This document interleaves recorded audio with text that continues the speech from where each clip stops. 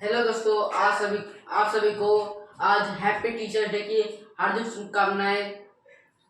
तो आज हमारा टॉपिक है चंद्रगुप्त मौर्य के शासन प्रबंध। चंद्रगुप्त मौर्य के शासन प्रबंध। तो चंद्रगुप्त मौर्य के शासन प्रबंध में दो व्यक्तियों के पुस्तकों का बहुमूल्य रूप से उल्लेख है। पहला मेगास्थनीज की पुस्तक इंडिका, दूसरा अर्थशास्त्र जो कि चाणक्य द्वारा लिखा गया है। तो मेगास्थनीज कौन थे? वो एक राजदूत थे जो कि चंद्रगुप्त मौर्य के दरबार में आए थे, और चाणक्य जो कि चंद्रगुप्त मौर्य के गुरु तथा उनके प्रधानमंत्री यानी अमात्य हैं।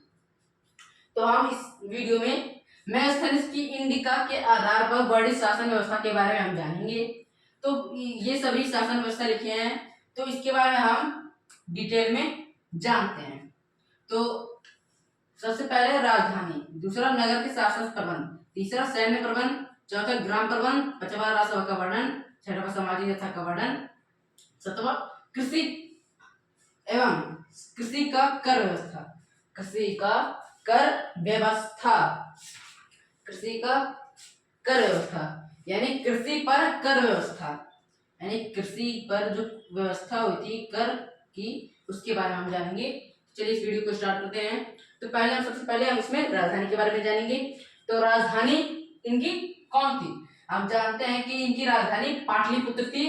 पाटलिपुत्र कहाँ पर स्थित थी? आपको हमने बताया था कि पाटलिपुत्र वर्तमान बिहार, जो पाटलिपुत्र का नाम पटना है। वर्तमान बिहार की राजधानी पटना, जो कि पहले पाटलिपुत्र के नाम से प्रसिद्ध थी, उनकी राजधानी भी थी। तो पाटलिपुत्र जो है पाटलिपुत्र, तो इनकी राजधानी पाटलिपुत्र थी। ये हम कह सकते हैं कि इनकी राजधानी पाटलिपुत्र थी। ये तो एकदम निश्चित वर्णन है कि ये इनकी राजधानी पाटलिपुत्र है। तो मेगास्थनीज बताते हैं कि इनके जो राजधानी पाटलिपुत्र है, जैसे हम यहाँ पर एक डायग्राम में पाटलिपुत्र मतलब इमेजिन पाटलिपुत्र का नक्शा बना देते हैं। काल्पनिक पाटलिपुत्र का नक्शा बनाइए। यह है पाटलिपुत्र।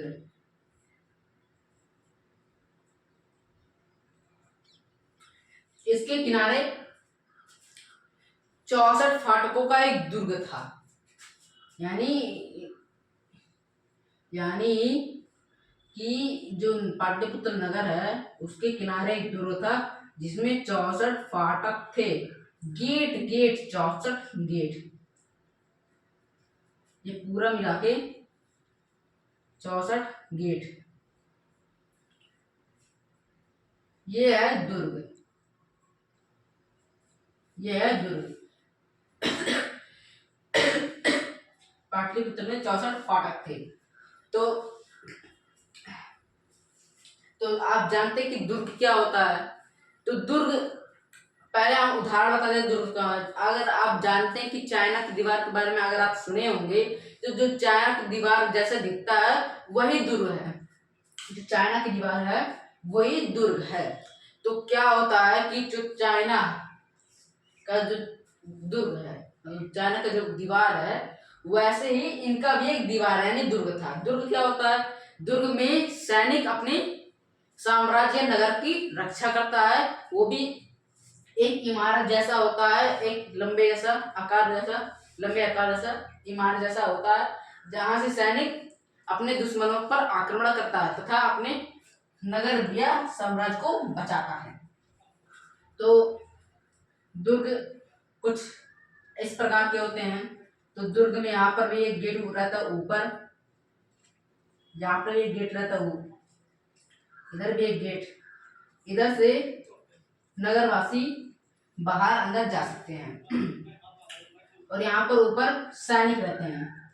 तो क्या होता है कि नगर में मतलब नगर के जो दुर्ग हैं उस पे तोपों की व्यवस्था थी, तोप भी लगे थे। तो दुश्मन पे आक्रमण करने के लिए तोप भी लगे थे, और साथ में तीर चलाने वाले जगह भी थे, जहां से तीर चलाया जा सकता है।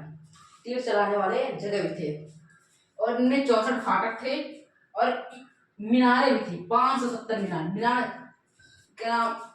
मीनार एक त्रिभुजाकार जैसा होता है, जहां से सैनिक अपने जगह की रक्षा करता है, अपने नगर के साम्राज्य की रक्षा करता है, और ऊंचाई से वो खड़े होके दूर जगह को देख सकता है, दूर जगह को देख सकता है कि कोई आक्रमणकारी हमारे यहाँ पर आ तो नहीं रहा आक्रमण करने, तो ये सब चीजों को वो देख सकता है, ये सब चीजों को वो देख सकता।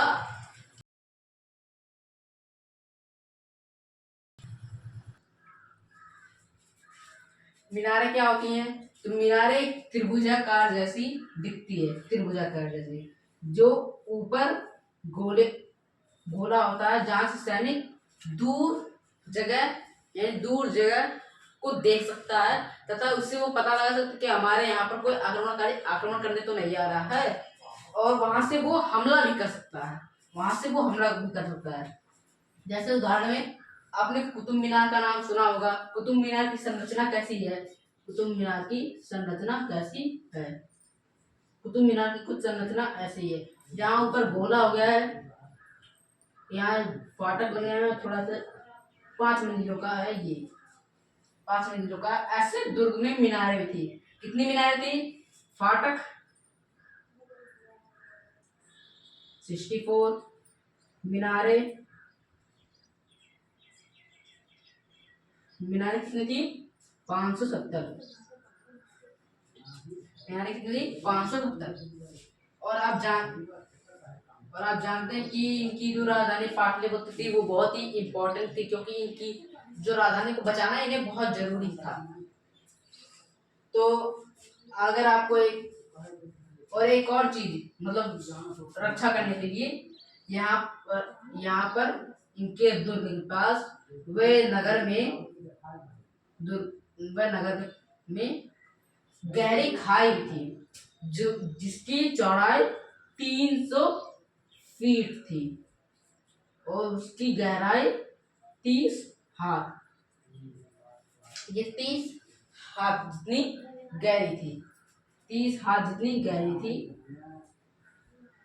30 हाथ जो कि आत्मरक्षा के लिए बनाए गए थे। मतलब अगर कोई आक्रमणकारी आक्रमण कर देता है तो आपको अपने बचने के लिए या फिर तो आपको उससे युद्ध करना पड़ेगा, या फिर आपको इस खाई में जाना पड़ेगा, या फिर आपको खाने में जाना पड़ेगा।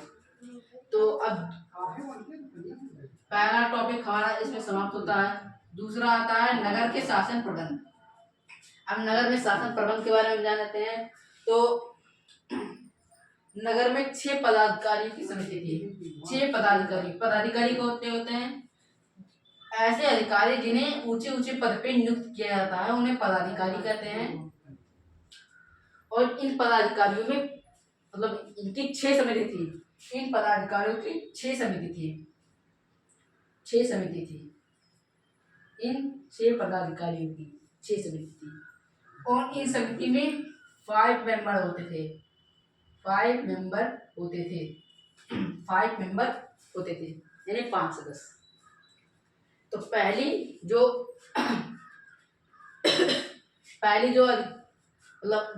समिति थी वो किसका क्या करती थी? पहली समिति थी वो औद्योगिक कला की रक्षा करती थी, यानी मशीनरी कामों की रक्षा करती थी। दूसरी समिति थी क्या करती थी? वे विदेशियों का देखभाल करते थे, जो विदेश से विदेशी जो दूसरे राज्य दूसरे देश से आते थे उनका देखभाल करते थे, उनका भी एक जगह था। तीसरी समिति जनगणना करती थी। तीसरी समिति जनगणना, जो कि 11 साल में होता है। जैसे इसमें पता लगता है कि हमारे नगर में कुल कितने पुरुष हैं, कितनी स्त्री, कितनी पूरी जनसंख्या है, कितनी कैसी स्थिति है लोगों की, ये सब के बारे में जनगणना में पता चलता है।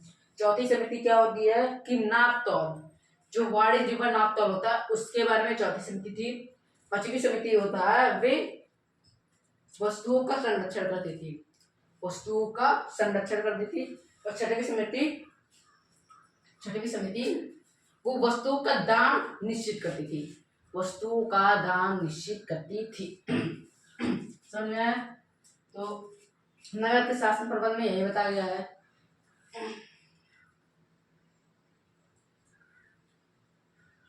मेगास्थनीज मेगास्थनीज अब हमने मेगास्थनीज सैन्य प्रबंध के बारे में, मतलब मेगास्थनीज अब सैन्य प्रबंध के बारे में क्या कहता है।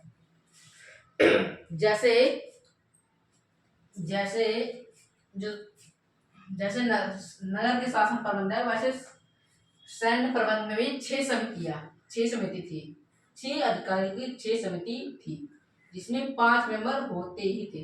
पहली समिति किसकी थी? पहली समिति नौसेना यानी जल सेना की थी। आप जानते हैं कि ये जो पाटलिपुत्र है वे गंगा व सोन रिवर के संगम पे बसा हुआ है। सोन रिवर के संगम पे बसा हुआ है पाटलिपुत्र, जो इनकी राजधानी थी। इनकी राजधानी थी।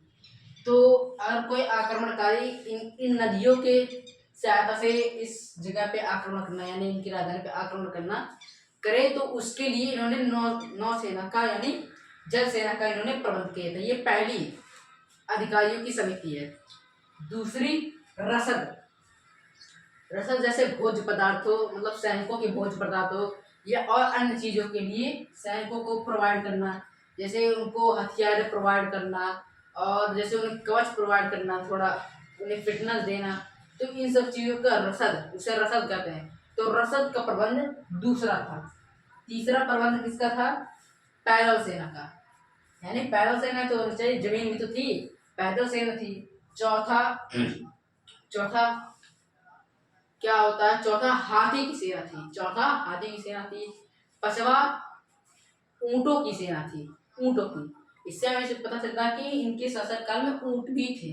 इनके शासनकाल में ऊंटों से भी युद्ध होता था, जो कि विदेशी लोग से ज्यादातर होता था। और छठवीं रथ सेना तो आप जानते ही हैं। तो सैन्य प्रबंध में 6 समितियां थी। 6 समितियों के बारे में हमने जान लिया है।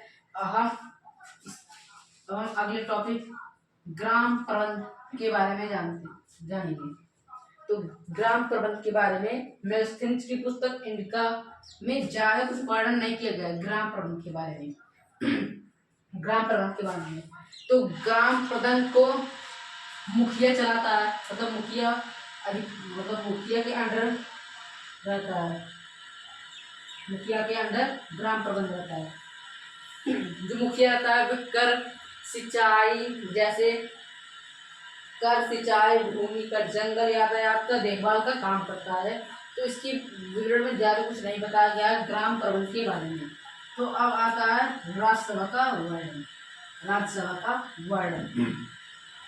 मेगास्थनीज राज्यसभा में ही रहता था। उसकी पुस्तक इंडिका में राज्यसभा का इतना वर्णन किया कि अगर आप इसे पढ़ेंगे तो ये वीडियो बहुत ज़्यादा लंबी, 1-2 घंटे की हो जाएगी। तो इसको हम आपको संक्षेप में, यानी आपको शॉर्ट फॉर्म में बता देते हैं कि इनकी राज्यसभा का क्या था वर्णन। जैसे चंद्रगुप्त है, जैसे आप जान लीजिए पहले कि जो राजा होते थे उनके पास ऐश्वर्य की सीमा नहीं थी। उनके पास इतनी पैसे, इतने धन दौलत थे कि वो सब मतलब सामाजिक कार्य को छोड़कर अपने में ही मग्न रहते थे। पैसे धन दौलत में मग्न रहते थे और राज्य पे ज़्यादा ध्यान नहीं देते थे, ज़्यादा न्याय नहीं देते थे। तो ऐसा चंद्रगुप्त नहीं थे। वे हमेशा दिन से लेके मतलब सूर्योदय से लेकर सूर्यास्त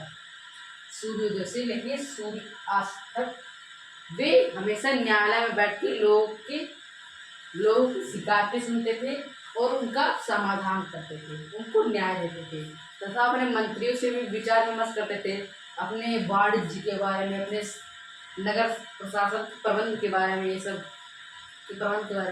ऐसा सब कुछ करते थे। ये अन्य राजाओं की तरह चंद्रगुप्त मौर्य नहीं थे। तो चंद्रगुप्त हमेशा अपने स्वयं रक्षक, मतलब अपने अंग रक्षक के साथ हमेशा रहते थे।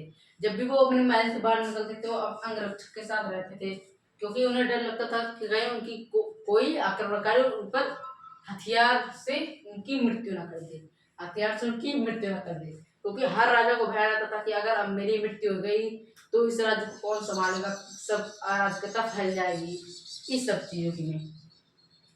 तो क्या होता है कि राजसभा के वर्णन में मेगास्थनीज बहुत ज्यादा प्रभावित होते, क्योंकि मेगास्थनीज भी राजसभा में ही रहते थे। तो अब हमारा अगला टॉपिक इसमें सामाजिक दशा का वर्णन है। सामाजिक दशा का वर्णन, सामाजिक दशा के वर्णन में से सामाजिक दशा के वर्णन से मेगास्थनीज बहुत प्रभावित होता है और उसे अपने इंडिका में लिखता है। क्योंकि जहाँ पहले ही अपने मतलब सेल्यूकस निकेटर के यहाँ जब ये रहता था तो वहां से चंद्रगुप्त मौर्य के दरबार में बहुत, चंद्रगुप्त मौर्य के साम्राज्य में बहुत ज्यादा अंतर उसे पाया जाता था। वह अंदर क्या थे इसके बारे में जानते हैं कि मतलब मेगास्थनीज कहता है कि हमारे साम्राज्य में इतने ज्यादा चोरी डकैती जैसे अपराध होते थे, लेकिन यहाँ पर चंद्रगुप्त मौर्य के साम्राज्य में ये सब नाम मात्र थी। अगर अपराध होते भी हैं तो जैसे जमीनी जैसे मामले में अपराध हमेशा होते रहते थे। और उस मेगास्थनीज को एक चौंकाने वाली ये बात थी कि यहाँ के लोग अपने धन को खुला छोड़ के चले जाते थे, अपने घर में धन को खुला छोड़ के चले जाते थे, कोई फाटक नहीं थे। लेकिन इसी से मेगास्थनीज बहुत ज्यादा प्रभावित होता था कि वो जहाँ पहले अपने सेल्यूकस निकेटर के यहाँ रहता था वहां पर सब बड़े बड़े लोहे के सोने के फाटक लगवाते थे कि उनका धन सुरक्षित रहे, लेकिन यहाँ के लोग सुरक्षित रखते थे अपने धन को, खुला छोड़े चले जाते थे, अपने धन को खुला ही छोड़े चले जाते थे। क्योंकि यहाँ पर अपराध नामक चीज बहुत नाम मात्र थे। उन्हें विश्वास भी था लोगों को कि हमारा अगर कोई अपराध हो मतलब कोई चोरी कर भी लेगा तो हमारे राजा उसे ढूंढ सकते हैं सैनिकों के द्वारा।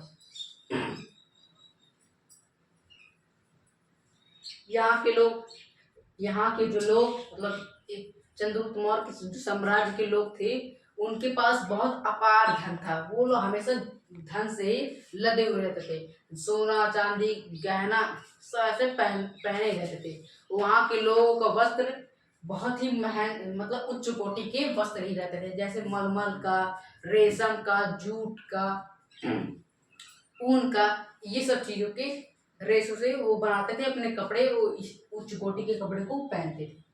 तो अब इसमें हम सबसे आखिरी टॉपिक कृषि पर कर व्यवस्था के बारे में जानेंगे। तो कृषि के बारे में हम डिस्कस करेंगे। तो जो कृषि होता है मतलब जो किसान थे, इसमें यहाँ के जो साम्राज्य के लोग थे वो सबसे ज्यादा कृषि पे ही निर्भर रहते थे और धनों से ज्यादा कृषि को महत्व दिया जाता है। यानी कृषि इतना मतलब जो किसान थे, कृषि इतना पावरफुल था, जो किसान थे उनको इतना सम्मान मिलता था और वो कृषि करते थे। यहाँ पर जो अगर मान के चलें कि अगर कोई युद्ध होता है और मतलब एक पक्ष से और दूसरे पक्ष से और खेतों की हानि हो जाती है तो इसमें किसानों को मुआवजा मिलता है 3 प्रकार के। पहले तो राज्य देते हैं, राज्य के जैसे सभी मंत्री लोग उसको मुआवजा देते हैं मतलब पैसे। दूसरा राजा खुद स्वयं देता है, उस पर राजा बहुत ध्यान रखता है कि अगर फसल नुकसान हो गया तो मुआवजा देना ही पड़ेगा, हम स्वयं से भी देंगे।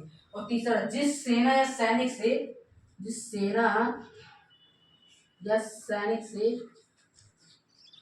फसल का नुकसान होता है उसको भी पैसा देना पड़ता है। यानी मतलब जो कृषि था उसको इतना ज्यादा महत्व दिया जाएगा।